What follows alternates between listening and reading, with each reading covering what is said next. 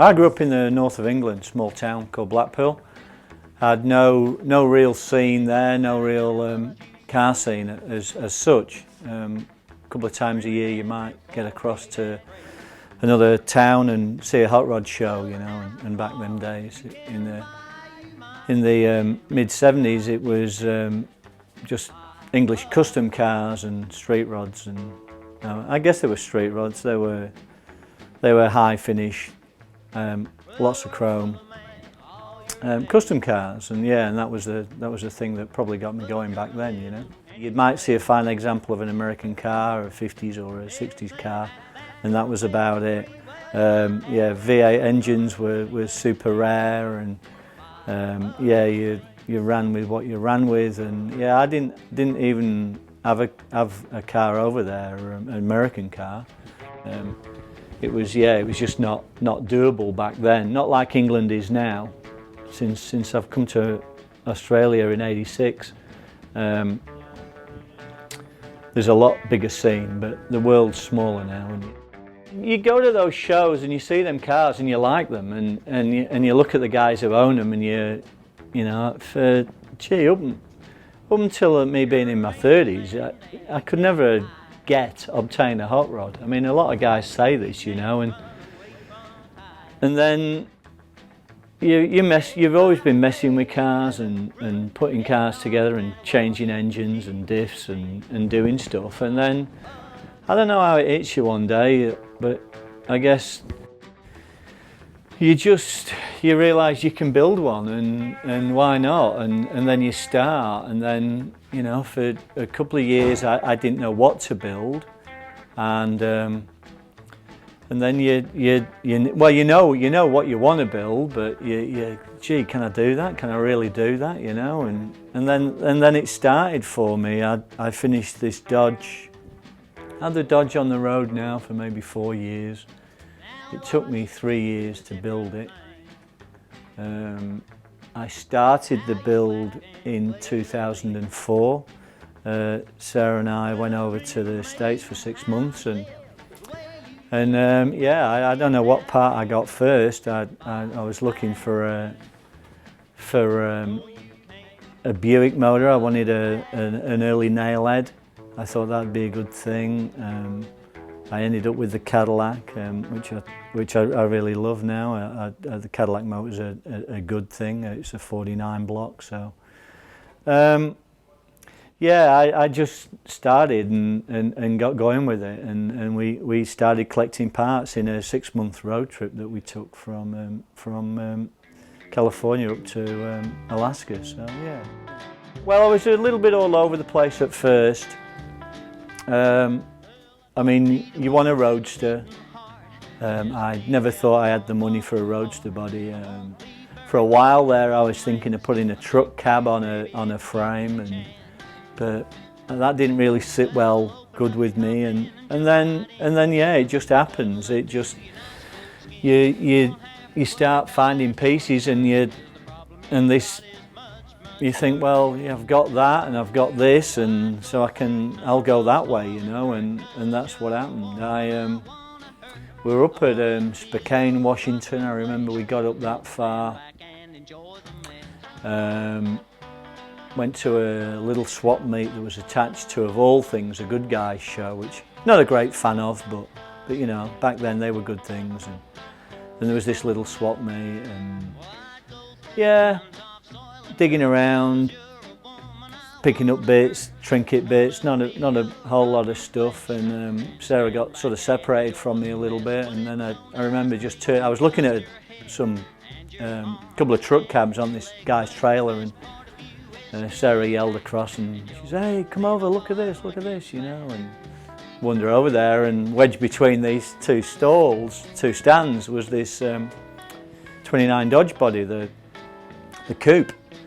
And yeah, gee, we didn't really know what it was, you know, couldn't figure out the swage markings on it, and yeah, the guy who was selling it, Kirk, he thought it was a 29 Rio, because they made truck bodies back in the day, and he figured out the firewall was the same as a Rio truck body that he'd seen. So But regardless of that, it was a really good body, and I got chatting with him, and I ummed and ahed a little bit about it. I don't know why. $800 body you shouldn't and ah about.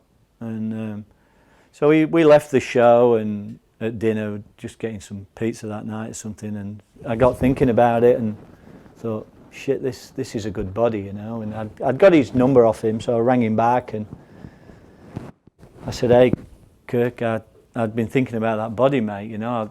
I'll grab that off you, you know. I just wanted to say before the show tomorrow, you know, it was a 2-day show. I didn't want you to sort of let it go. Can I come and find you tonight and give you a deposit and what have you? And typical American guy, he was like, no. He said, you said you'll take it, so that was it. He said, so how are you going to haul it, you know? And we had to go and find a trailer, purchased a trailer locally from a parts place and assembled the trailer in the car park, and then hightailed it out to the show, and sure enough, Kirk had kept it for me, and yeah, he real nice guy, and loaded it on the trailer, and that was the start of it, you know. So once I realised I was going to put the car together, it was on, you know. So we used California as a base.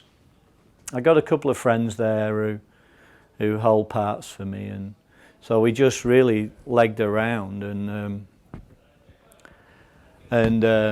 picked up pieces, you know. I've got a couple of hot rod mates over there that are dear friends of mine, Greg and Rick, and yeah, you know, once they knew I was sort of serious putting it together, you know, they're funny guys.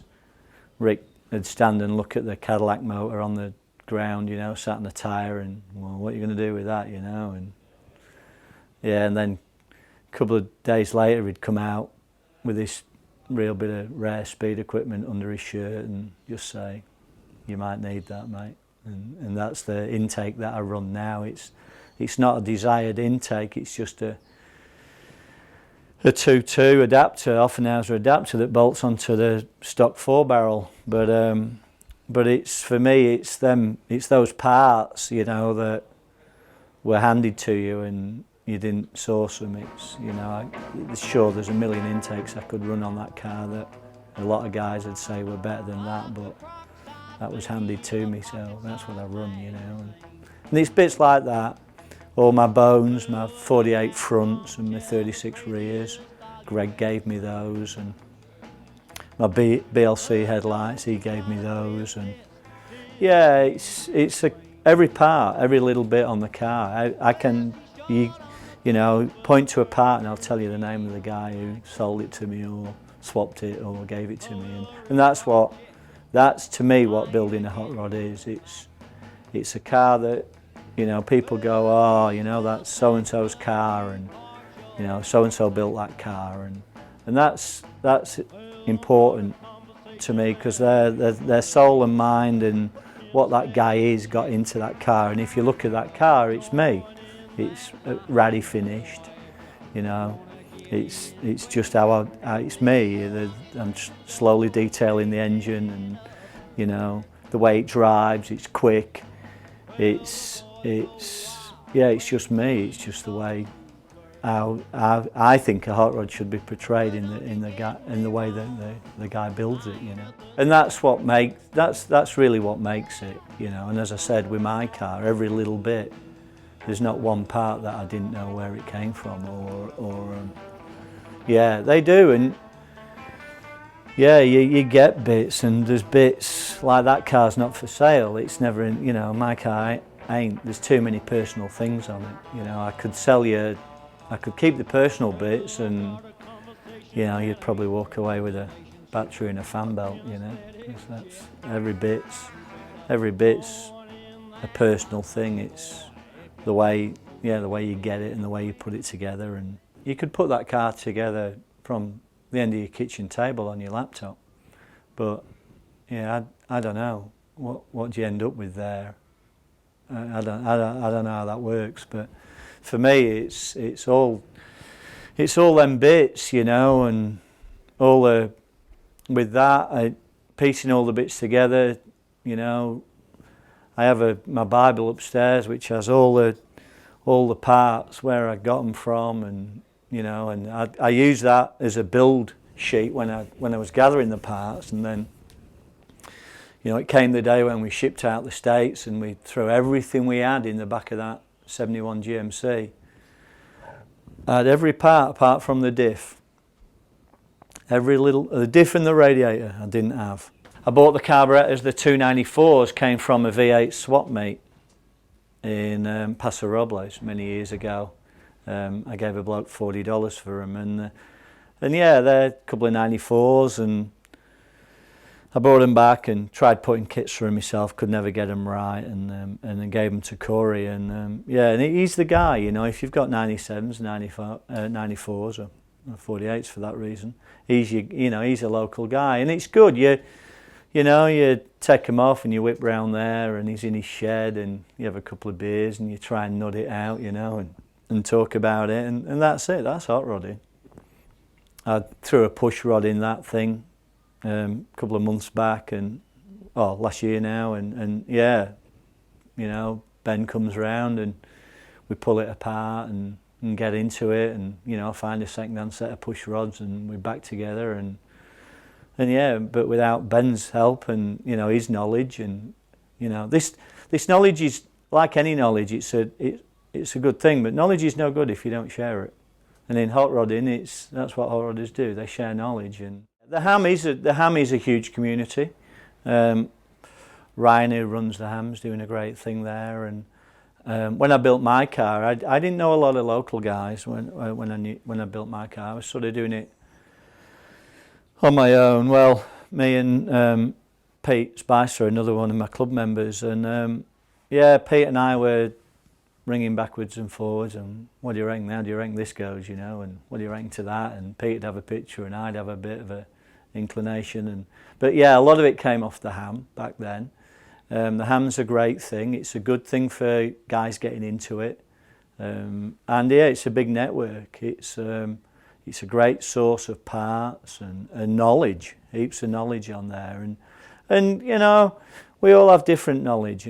The guys in the Vultures, we have 14 members, 13 guys and Judy, and yeah, the main frame of the guys, they've been together for over 20 years now. I'm the new kid. I've just been in the club 5 years. The club started 6 years ago, and yeah, the guys started the club and then approached me one afternoon. I was at Ben's with my car and doing one of the Rancho gigs there. I forget what we were doing. It might have been one of Luke's magazine launches, or might have been a bit before then. But anyway, and yeah, the guys just came up, and I knew Dave and Hoey from gigs and Brigadier, and yeah, I'd seen them guys round at gigs, music gigs, and always had a laugh with them and have a beer, you know, and then yeah, they came to me and invited me over to one of the meetings, and which I was pretty honoured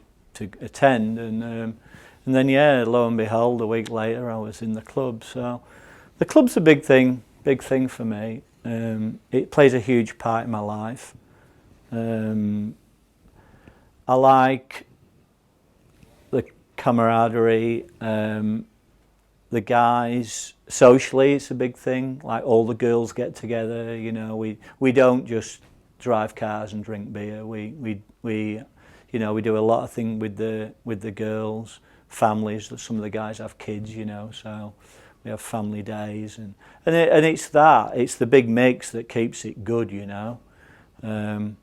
But yeah, you know, the boys, we get together about every 5-6 weeks and talk cars. You know, we'll either throw a barbecue on here, or we'll go up to Wayno's or over to Pete's. You know, because there's so many of us, we're at different ends of Melbourne, you know. When the boys put Chopped first magazine out, Kyle Ford came and did a bit of a shoot on when I was building it, and in all the Ford's style, they managed to do one magazine, and I managed to finish my car, and we got together for the launch down at Phillip Island, and that was good, you know. It was nice that the magazine came out, my car was finished, and yeah, that was real neat. And some good guys came up to me and congratulated me on that build. And, yeah, that's what it's about as well, you know. It's when someone praises you on what you've put together, you know. Took the cars over to Tassie a couple of years ago, and Luke Ray came with us and did that beautiful book that we have now for us. And yeah, 12 cars and 4 days and 16 breakdowns, you know. But them breakdowns are good. They're good fun, you know. Your club gets together and you know, we've lifted cars up and changed tyres, and you know, we do anything, just keep them cars going, you know. And hot rodding's fanging it down the freeway, but it's also pulled over on the shoulder, you know.